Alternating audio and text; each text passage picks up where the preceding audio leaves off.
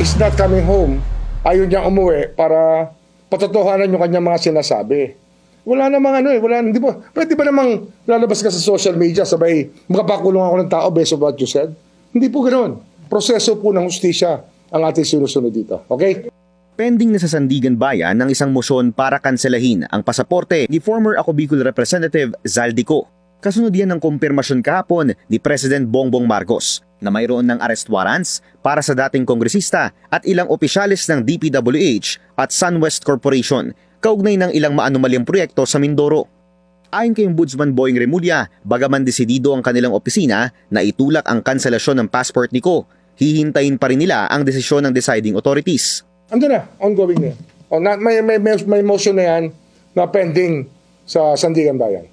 Ayon naman sa Department of Foreign Affairs, wala pa silang natatanggap na passport cancellation court order para kay Ko sa kasalukuyan. Sa inilabas na statement ng ahensya, kailangan umano nila ng isang official court order para makapagkansela ng isang pasaporte, alinsunod sa New Philippine Passport Act. Hindi raw sapat na mayroong issued arrest warrants.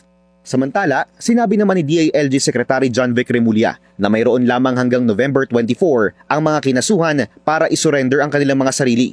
Aniya, oras na matanggap ng ahensya ang kopya ng arrest warrants, agad umano sila mag-i-issue ng memorandum patungkol sa direktibang ito.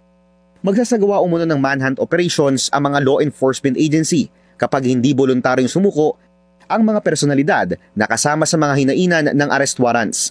Dagdag pa ni Secretary Remulla, posible rin sila makipag-coordinate sa Interpol sakaling hindi umuwi ng bansa at voluntaryong sumuko si Ko.